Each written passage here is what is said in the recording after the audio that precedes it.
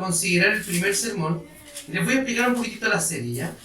La serie, bueno, nosotros estamos muy acostumbrados a predicaciones expositivas, ¿cierto? ¿Qué significa una predicación expositiva? Bueno, lo que usted ha visto aquí todo el tiempo. Tomar un texto y explicarlo, el texto completo, un texto sin pasear mucho por la Biblia, ¿ya? Pero necesariamente en esta serie vamos a tener que hacer sermones temáticos o varios sermones temáticos. Eso significa que vamos a estar recurriendo a varios textos bíblicos y por eso que yo los voy a proyectar, porque pedagógicamente es mucho más apropiado para que usted no se distraiga, porque uno ya se distrae con la Biblia cuando tiene que buscar, porque lee más adelante, más atrás, una concordancia, el comentario bíblico de abajo. Imagínense con el celular. Le llega un WhatsApp, está leyendo la Biblia a usted y el diablo aparece ahí con un WhatsApp y usted lo abre, ¿cierto? Porque cae en la tentación. Entonces, para no distraernos, yo voy a, y todos los predicadores vamos a tener los textos que vamos a ir citando, proyectados, para que podamos ir conversando sobre ellos. ¿Ya? La serie se llama Paracletos. Es una palabra griega que significa abogado. El abogado, o así es llamado Cristo, perdón, el Espíritu Santo por Cristo, en el Evangelio de Juan. Así le llama, el Paracletos. El abogado, el que es llamado para estar al lado de otro para ayudarle. Eso es el Espíritu Santo. Así que hoy día vamos a considerar el primer sermón de esta serie Paracletos, la obra, la persona y la obra del Espíritu Santo, y vamos a partir por la persona, porque es importante eso. Es importante entender que necesitamos entender primero la persona, para luego entender qué hace esta persona en la creación, en la redención y en la vida del creyente. Como les decía, la serie llamada Paracletos, la persona y la obra del Espíritu Santo, vamos a ver al Espíritu Santo como persona, pero también actuando en su obra, en la creación, en la redención y en la vida del creyente. Debemos conocer primero a la persona para entender su obra. Es por eso que primero vamos a ver quién es el Espíritu Santo y luego vamos a ver cómo actúa en las diferentes esferas que acabo de mencionar. Durante los sermones que vienen, 8 sermones, 9 sermones, ya no me acuerdo, pero vamos a estar 2 meses hablando sobre exclusivamente el Espíritu Santo. Capítulo 4 de Efesios, versículo 30. Dice así: no agravien al Espíritu Santo de Dios, con el cual fueron sellados para el día de la redención. Oremos al Señor. Señor, te damos gracias por este tiempo lindo que tú nos regalas durante este día. Tu día, Señor, para poder escuchar tu palabra, escuchar tu voz, ser edificado, Señor. Te rogamos que tu Espíritu Santo, la persona del Espíritu Santo, hoy día actúe poderosamente en nosotros para inclinar nuestro corazón a la obediencia a tu palabra. Te damos gracias, Señor. Bendícenos en este día. Úsame, Señor, para edificar a tu iglesia. En el nombre de Jesús. Amén. Lo que vamos a intentar hacer en este sermón, y las divisiones van a ir increciendo en su nombre, en la descripción que tienen, porque vamos a ver al Espíritu Santo como persona, el Espíritu Santo como persona divina, y el Espíritu Santo como persona divina distinta del Padre y del Hijo. ¿Ya? Ya les he anunciado los 3 puntos de este sermón. Entonces, ¿por qué es importante? ¿Por qué creo que es importante que podamos considerar a la persona del Espíritu Santo y su obra en nosotros? Porque habitualmente tenemos confusiones en la mente respecto a cómo actúa el Espíritu, ¿o no? Muchas veces nosotros consideramos al Espíritu Santo como una especie de poder y no como alguien que da poder. Lo vemos como si fuera algo así como un enchufe, como una fuente de poder, como un generador, como un viento, como un fuego, como un algo. Y nunca en la Biblia es llamado como un algo, sino siempre como un alguien. es una persona. No es otra cosa, sino una persona. Entonces, bien, esta persona, la persona del Espíritu Santo, es bastante desconocida, ¿cierto? Porque, por ejemplo, tenemos ciertas dudas, como por ejemplo, ¿debemos orar al Espíritu Santo? ¿Debemos cantarle al Espíritu Santo? ¿Quién me puede tararear, por favor, una canción del Espíritu Santo? Al Espíritu Santo. Dime, Nara. Espíritu Santo, te necesito. ¿Ya? Manda tu fuego a este lugar. Manda tu fuego a este lugar. ¡Wow!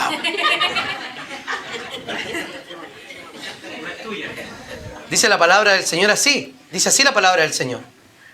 Dice que el Señor, este Cristo, los bautizará con Espíritu Santo y fuego. Y luego explica más adelante.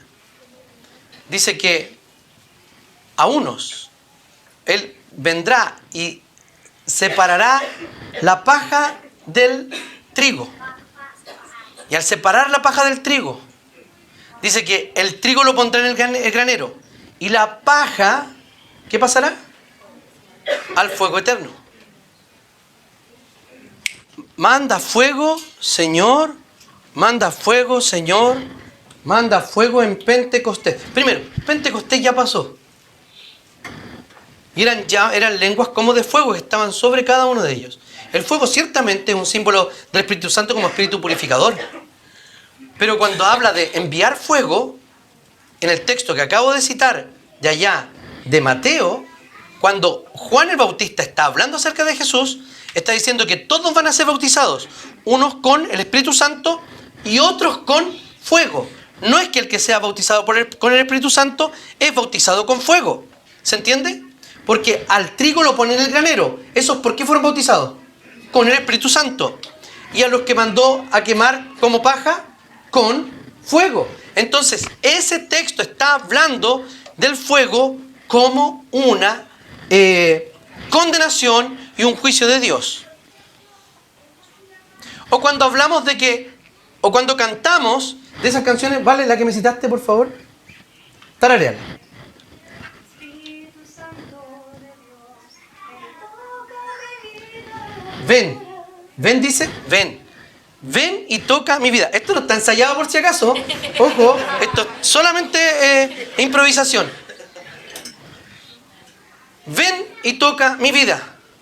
¿Qué problema doctrinal hay allí? ¿Qué cosa? El Espíritu Santo está con nosotros. Y no solo está con nosotros, está dentro, habita en nosotros. Desciende Espíritu Santo. El Espíritu Santo está. ¿Qué debemos orar? Que haya una mayor fuerza, poder, uso, santificación del Espíritu en nuestra vida. Entremos a los textos que yo tengo preparados para hoy. Primero, el Espíritu Santo es una persona. Por eso es importante que entendamos que es una persona. Hay sectas que, y no solo sectas, ojo, creyentes, probablemente aquí, hoy día, ahora, que no entienden, que declaran que es una persona, pero que en realidad no están confesando de verdad que es una persona. ¿Por qué? Porque es una especie de suplemento a la Trinidad. Claro, el Padre es el Padre, Dios, único, verdadero, Antiguo Testamento. Y de hecho está manifestado a lo largo de la historia de la salvación así. Y luego el Hijo. Pero el Espíritu Santo es como que... Hay una película que relata supuestamente una visita al cielo. ¿Ya? No sé cuál es el cielo, si existe. O una de esas películas que los creyentes le han dado mucho oído. Y están súper entusiasmados con eso. Pero... la revelación sobre el cielo, tengo que hacer esto, está aquí. No en los sueños que tengan las personas o en las muertes que tuvieron y que después volvieron. Eso está fuera de lo que la Escritura dice. Así que vea la película con un fin cinematográfico. Qué bonito, que no sé, bla, bla, bla. Pero de ahí a sentar doctrina sobre eso es gravísimo y es un terrible error que lo lleva ¿a qué? A creer cosas que son herejías. Entonces esta niña, no sé, un niño que miraba, entonces describía al Padre, describía a Jesús, no sé cómo describía al Padre es espíritu, Dios es espíritu, Cristo hoy día tiene cuerpo. Y luego describe al Espíritu Santo y decía que estaba medio borroso, pero como a su lado. No a su lado, no, sino que era azul, medio celeste, albiceleste.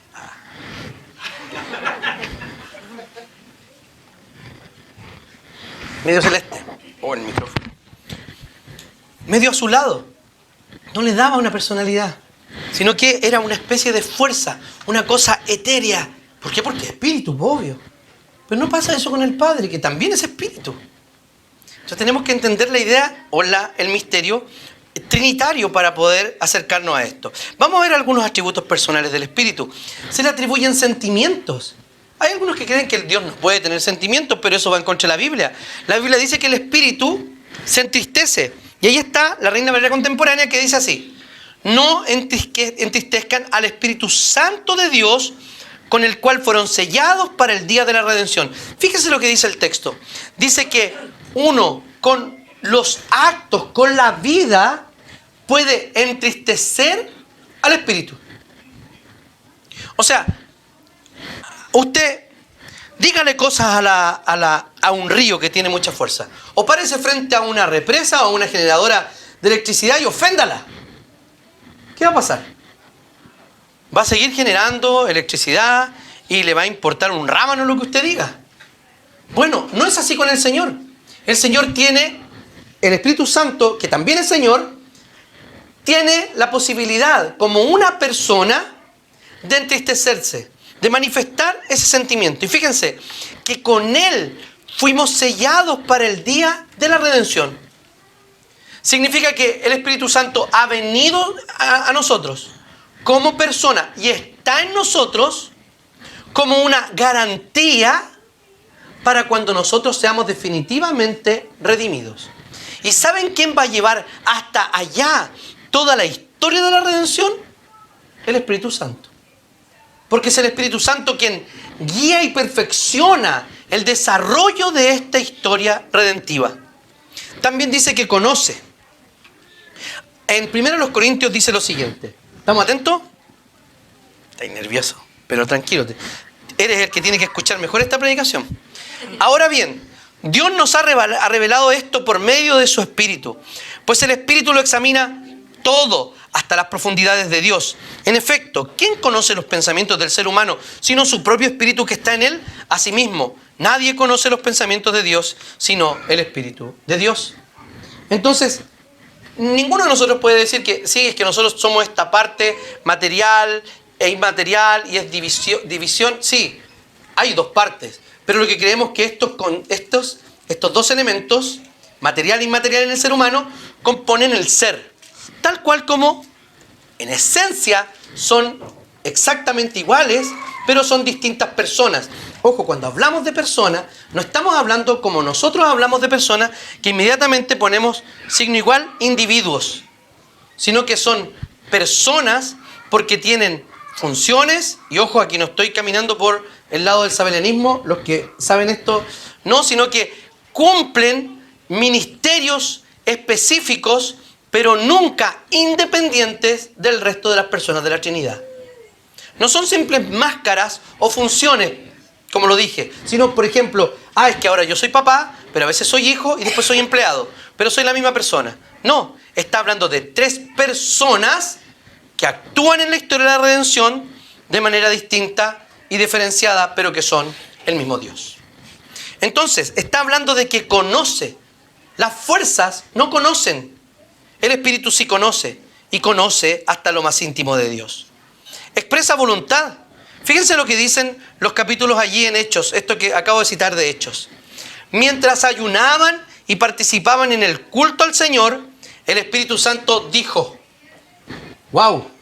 Aquí tenemos parecido a qué, a las características que se le daban o cómo se expresaban los profetas del Antiguo Testamento. Cuando decían, y Jehová, Dios, dijo. Así dice el Señor, etc. ¿Qué tenemos acá?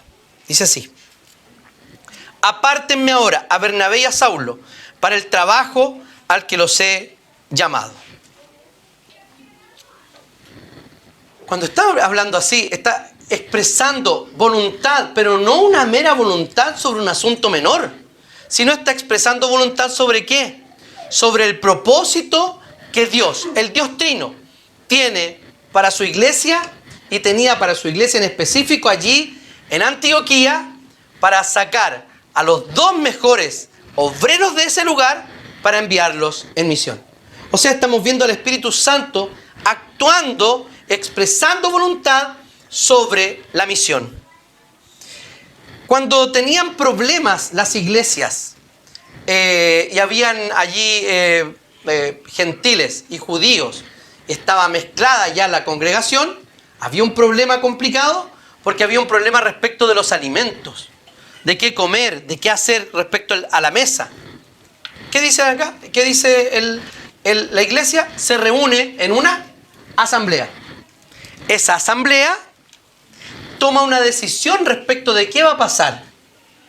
Porque algunos querían que las personas que no eran judías adoptaran el judaísmo y luego se hicieran cristianos. O que practicaran ciertas cuestiones del judaísmo, como cuestiones relacionadas con la circuncisión, con la alimentación, de no comer cerdo, de no comer, erizos, congrio, etcétera, machas. Oh, ¿se imaginan no comer y no comiéramos eso? Entonces, ¿qué dice? Nos pareció bien. ¿A quiénes? Al Espíritu Santo y a nosotros. ¿Quiénes eran los nosotros? ¿Quiénes eran? ¿Saben? Los apóstoles y los presbíteros. Estaban esos 2 grupos en el concilio de Jerusalén, Hechos capítulo 15. O sea, no era tampoco meramente que tuviera una expresión de voluntad exclusiva a los apóstoles, sino en ese minuto a la asamblea completa. Y es nuestra convicción también como presbiterianos, cuando creemos que en las asambleas, el Señor, si una asamblea está sometida a la palabra y al Espíritu, es una asamblea que está en la voluntad del Señor. No creemos que seamos infalibles, en absoluto. Pero ¿qué pasó aquí? Nos pareció bien al Espíritu Santo y a nosotros. El Espíritu Santo les guió. Ellos fueron dóciles a esa guía. ¿Y qué pasó? Les permitieron ciertas cosas y le dijeron que se tenían que apartar de otras, de ahogado y de inmoralidad sexual, por ejemplo. Entonces, el Espíritu Santo manifiesta voluntad en su iglesia y eso lo hace exclusivamente una persona. Y Jesús lo llama como una persona. Fíjense lo que dicen los versículos ahí del Evangelio de Juan. Pero cuando venga el Espíritu de verdad, Él, aquí no dice esto, Él. Los pronombres que usa son personales. En el griego son personales. No hay forma de que esto sea una cosa, una fuerza, un ente no personal, en absoluto. Dice que le pareció bien. Él los guiará a toda verdad, porque no hablará de su propia cuenta, sino que hablará de todo lo que oiga y les hará saber las cosas que habrán de venir. Hace saber, hará que oigan, todo, les recordará. Y luego dice, Él me glorificará. De nuevo toma el mismo pronombre, Él, no esto, me glorificará porque tomará de lo mío y se lo hará saber. Entonces, estos pronombres demostrativos que aparecen en estos 2 versículos, la traducción más ajustada sería, esa persona los guiará. Esa persona me glorificará. Entonces, ¿cuán agradecidos debemos estar nosotros hoy día que el Espíritu Santo sea una persona? ¿Saben por qué?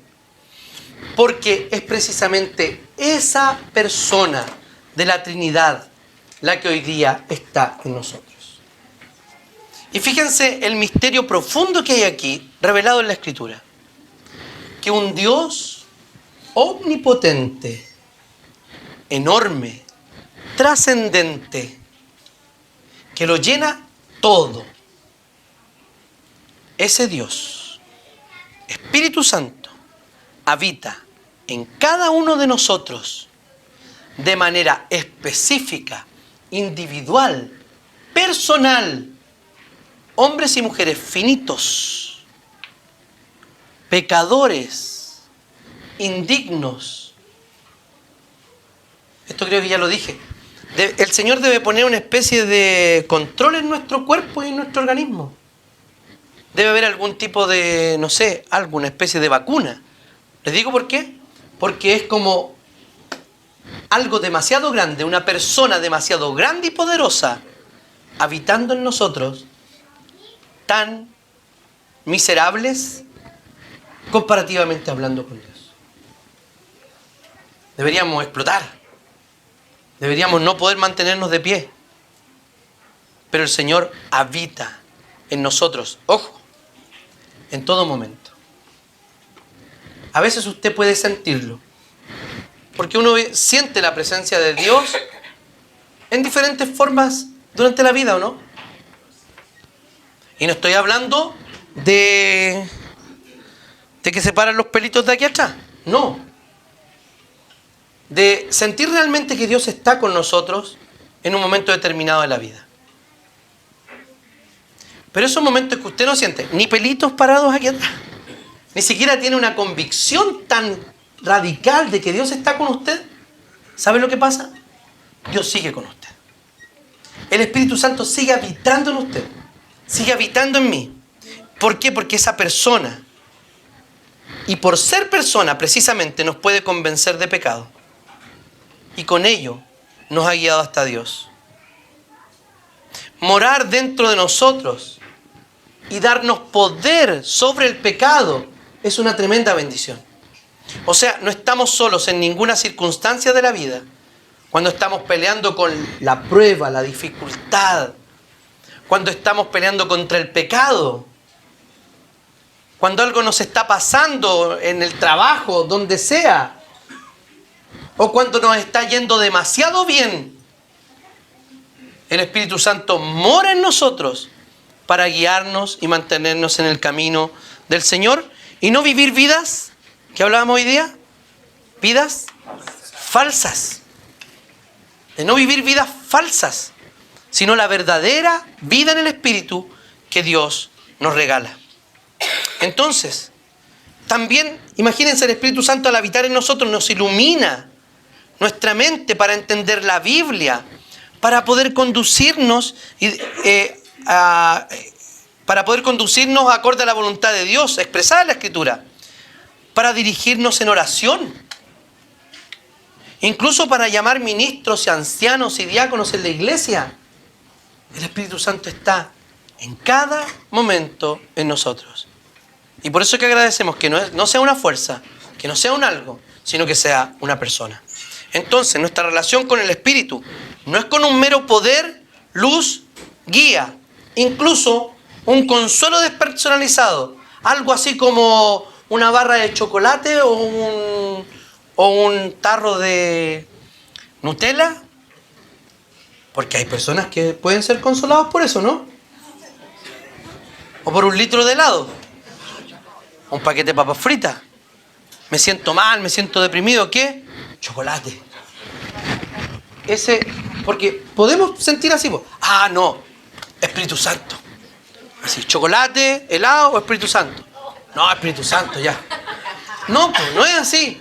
Es una persona que está dentro nuestro para consolarnos. Entonces, no es meramente eso, poder, luz, guía o consuelo despersonalizado, sino que hay una persona divina en nosotros, el Espíritu Santo, que nos da poder, claramente. Que nos da luz, claramente que sí. Que nos guía. Y que también nos consuela. Actuemos entonces en conformidad con esa verdad. Y hablemos o relacionémonos con el Espíritu como con una persona. En segundo lugar, el Espíritu Santo es una persona, pero también es una persona divina. Si le quitamos personalidad al Espíritu, no solo le quitaríamos personalidad, sino también característica divina. Entonces, los títulos que se le dan al Espíritu Santo en el Nuevo Testamento nos llevan a concluir que expresan divinidad. 16 veces se relaciona el nombre del Espíritu con las otras dos personas de la Trinidad. Y vamos a ver algunos ejemplos. Estos eran algunos de ustedes, pero ya han sido lavados y ya han sido santificados, ya han sido justificados en el nombre del Señor Jesucristo y por el Espíritu de nuestro Dios. Está en relación con Dios Padre. ¿Ok? En Hechos dice lo siguiente. Hechos. Cuando llegaron cerca de Misia, intentaron pasar a Bitinia, pero el Espíritu de Jesús no se lo permitió. ¿Qué era? Es como que Jesús, el espíritu humano de Jesús, se salió de Jesús en el cielo y Jesús quedó ahí muerto, fue y convenció a ellos, no vayan por aquí, sino que vayan por... No está hablando de eso. Está hablando de la tercera persona de la Trinidad, asociándola con Jesús como el Espíritu de Jesús que está guiando a la iglesia en misión. Aquí tenemos de nuevo al Espíritu guiando a la iglesia en la misión. Y hay otro texto también que está en Romanos. Y si alguno no tiene el Espíritu de Cristo, no es de Cristo. Entonces, estos ejemplos, 16 veces en el Nuevo Testamento, se asocia el nombre del Espíritu con el nombre de otra de las dos personas de la Trinidad. Pero hay atributos divinos que se le atribuyen y por eso creemos que es divino. Vamos a ver, el Espíritu de Dios es omnipotente. ¿Dónde lo vemos? Lo vemos en la creación. Dice la Escritura así en Génesis 1:2. La tierra era un caos total. Las tinieblas cubrían el abismo y el Espíritu de Dios se movía sobre la superficie de las aguas. Tenemos al Espíritu Santo actuando y moviéndose en la creación. Eso lo vamos a ver con mayor detalle cuando veamos al Espíritu en la creación. Bueno, vamos a tocar muchos temas que vamos a ir tocando con mayor detalle en el futuro, en este sermón. Y fíjense lo que dice Job. El libro de Job dice así: el Espíritu de Dios me ha creado, el soplo del Todopoderoso me dio vida. O sea, hemos sido, el Espíritu Santo está presente, según la Escritura, no solo en la creación del universo, en la creación de la naturaleza, sino también en la propia creación del ser humano.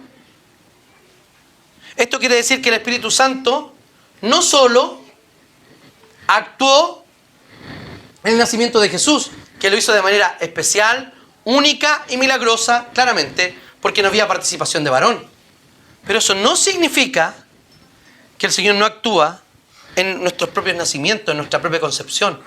Porque si no nos transformaríamos en deístas. ¿Qué es el deísta? El deísta no es el adorador de dedos. El deísta es el que cree que Dios es creador, pero no providente.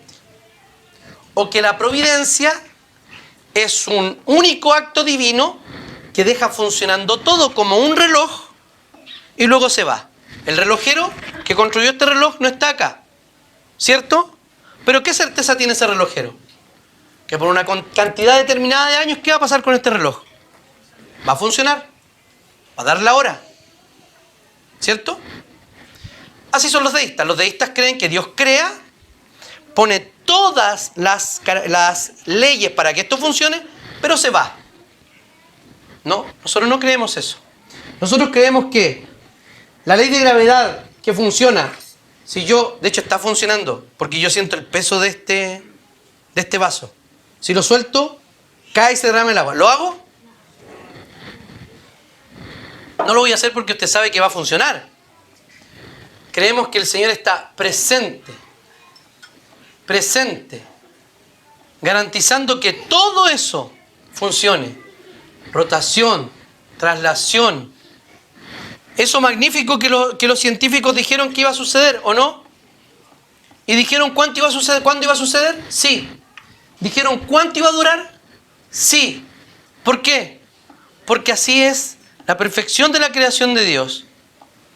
por medio de la gracia común, estos seres humanos científicos han logrado adelantarse a ver y a descubrir cómo funciona este universo.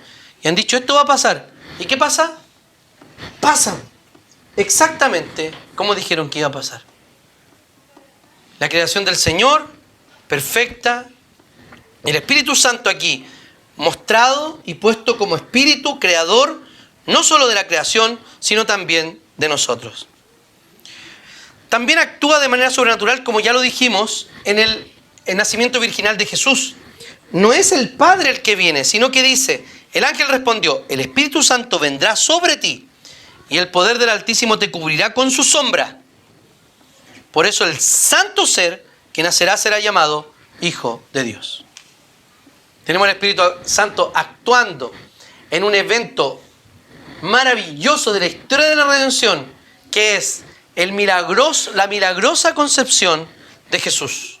Sin intervención de ser humano, el santo ser fue concebido en María. Y también, hablando de vida, en nuestra propia regeneración. Fíjese lo que dice Tito 3:5. Él nos salvó no por nuestras propias obras de justicia, sino por su misericordia. Nos salvó mediante el lavamiento de la regeneración y la renovación por el Espíritu Santo. O sea, no solo actúa creando, sino que actúa también recreando, haciendo de nuevo, regenerando, generando una nueva vez nuestro espíritu, dando vida a nuestro corazón que estaba muerto. El Espíritu también es omnisciente, examina hasta las profundidades de Dios. Ese texto ya lo vimos, ¿cierto? Imagínense que ¿quién puede conocer a Dios? Es absolutamente otra persona. No lo podemos conocer, pero el Espíritu sí lo conoce. ¿No es así? ¿Y quién ha inspirado las palabras de la Biblia para conocer a Dios? Quien mejor conoce a Dios, que es el Espíritu Santo. No vamos a volver a leer ese texto, ya lo leímos. Conoce también nuestro corazón. Nos conoce mejor de lo que nosotros nos conocemos. Dice Romanos, asimismo en nuestra debilidad, el Espíritu acude a ayudarnos. ¿En qué debilidad? Ahora lo vamos a ver. No sabemos qué pedir. No sabemos. Pero el Espíritu mismo intercede por nosotros con gemidos que no pueden expresarse con palabras.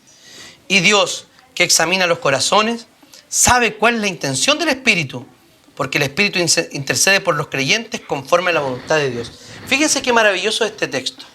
¿No le ha pasado que a veces usted no sabe cómo pedir? ¿No sabe ya qué pedir? Porque está preso, encerrado por una situación. El Espíritu Santo, aunque usted no sepa, sabe qué es lo que debe pedir. ¿Y qué pasa allí?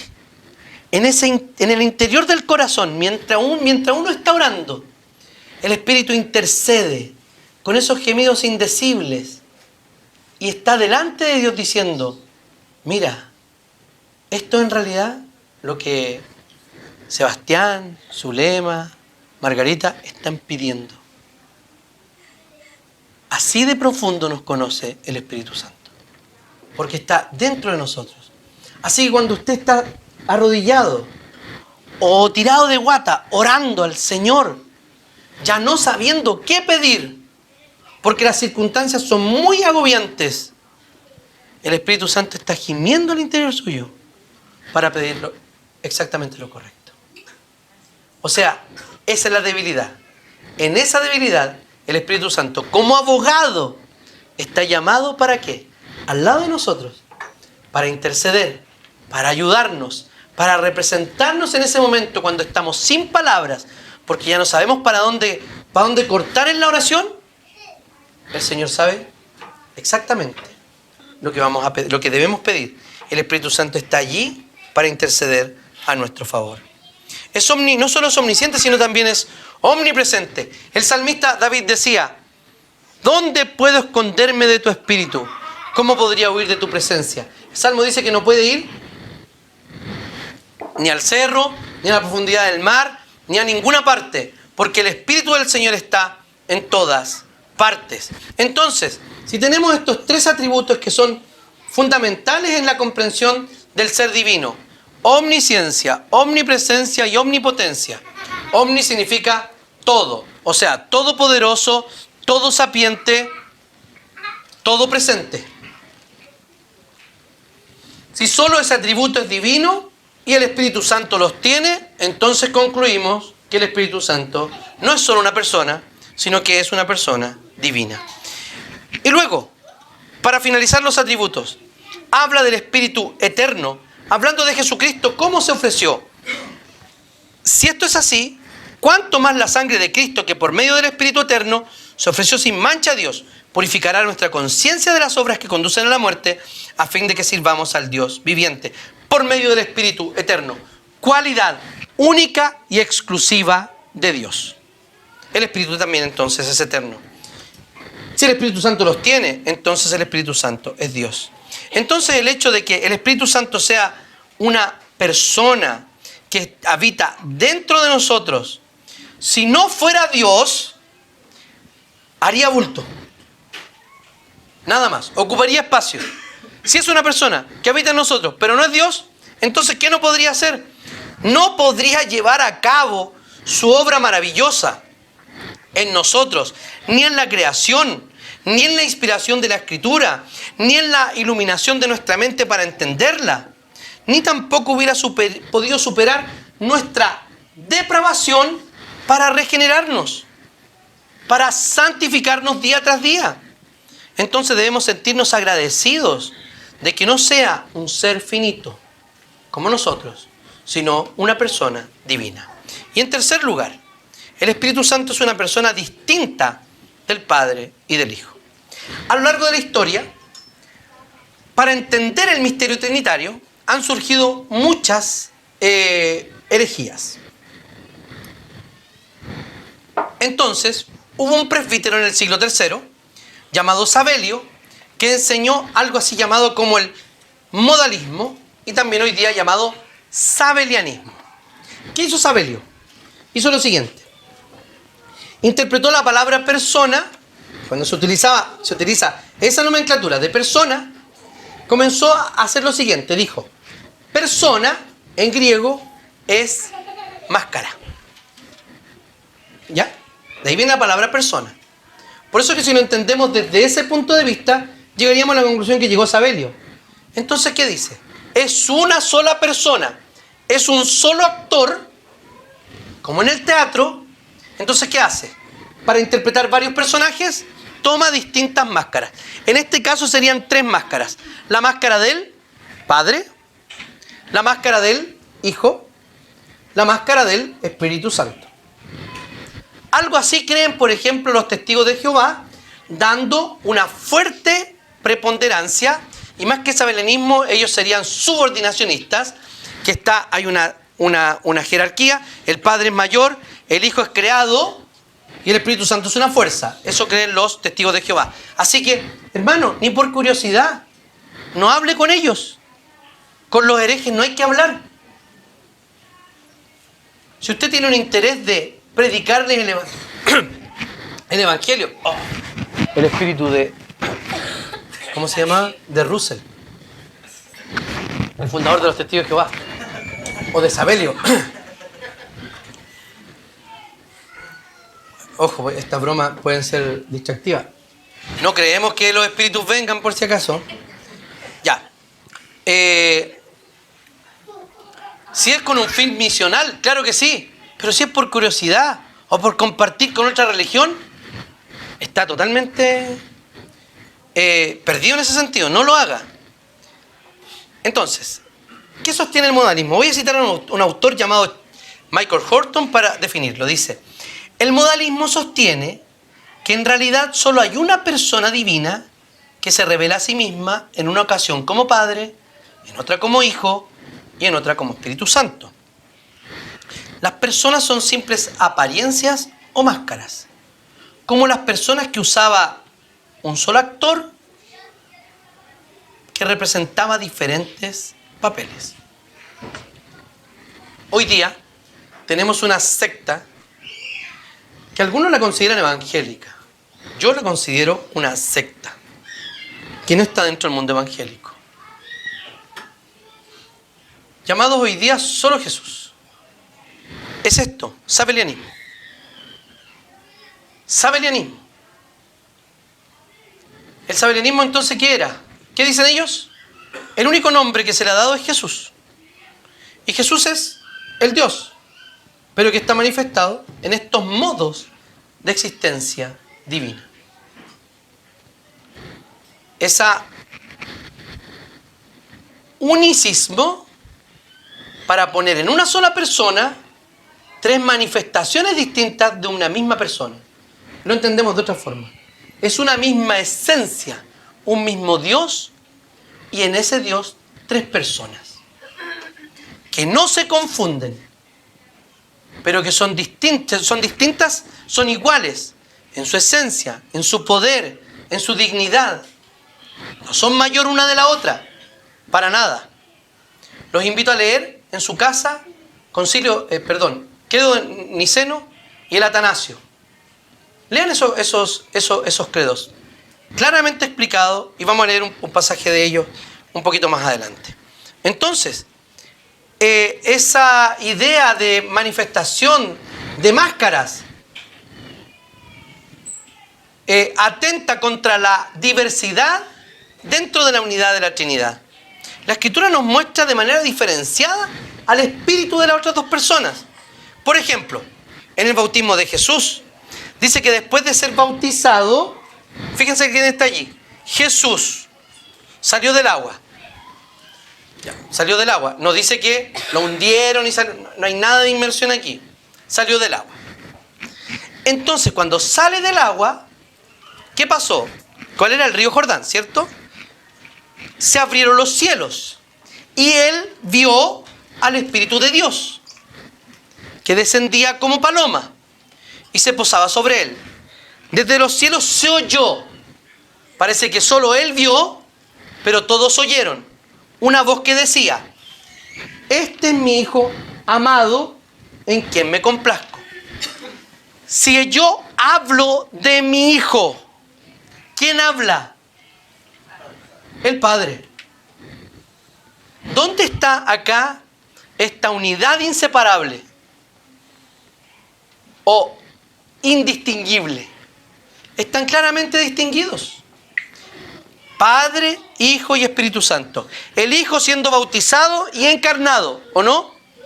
El Espíritu Santo descendiendo como una paloma.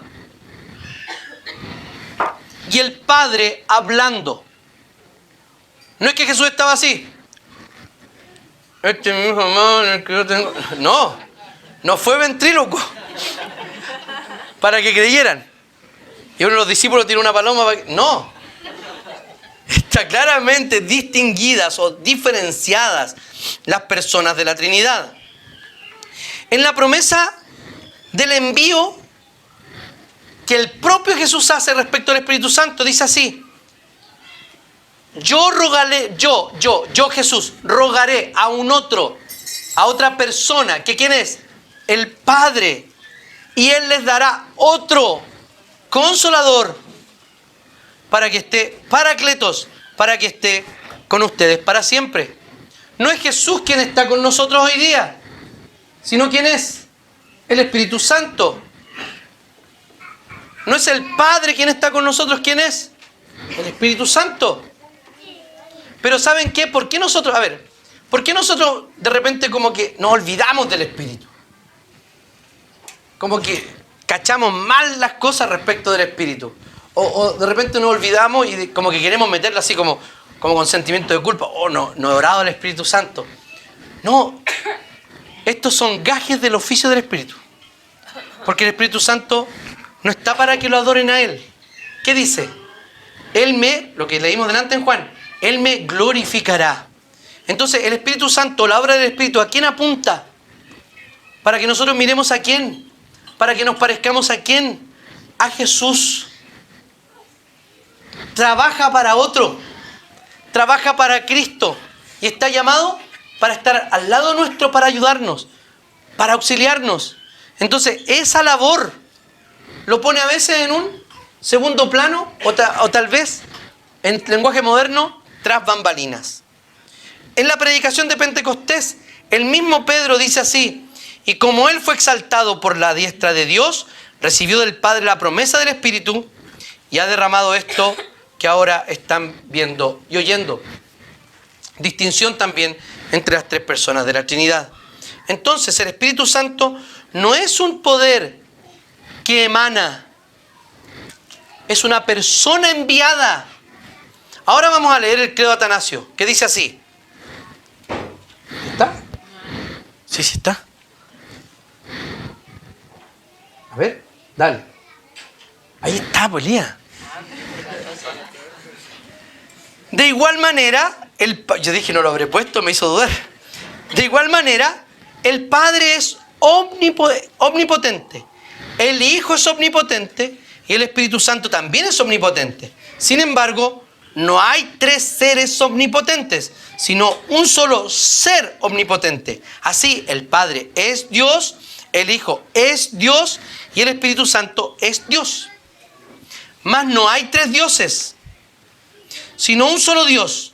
El Padre es Señor, el Hijo es Señor y el Espíritu Santo es Señor. Y no hay tres señores, sino un solo Señor.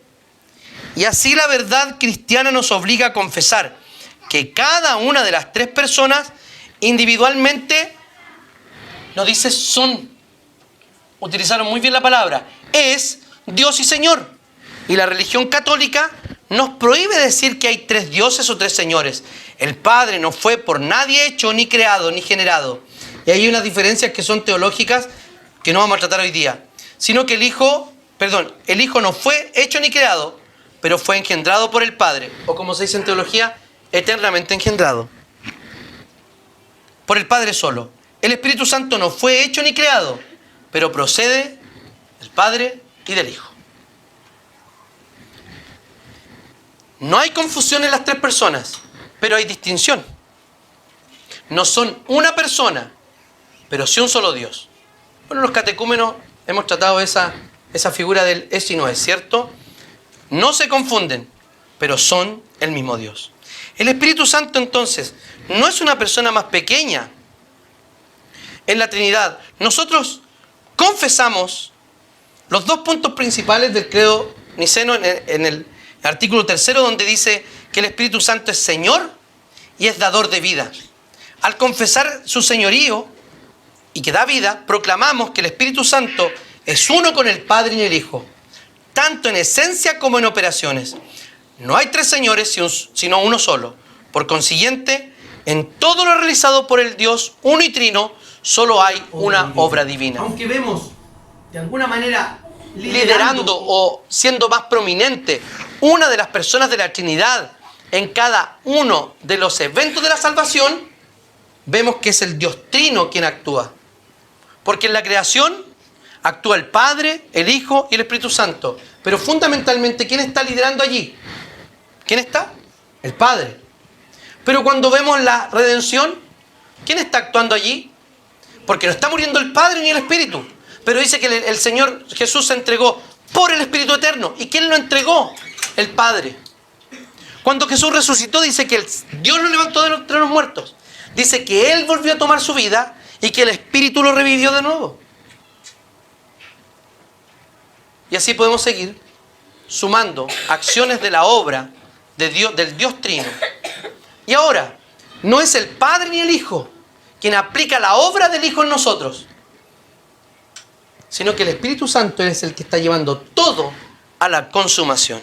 Entonces, es una bendición tremenda tener un Dios que no es solo una persona, sino tres, porque constituye una Trinidad abundante. ¿Por qué razón?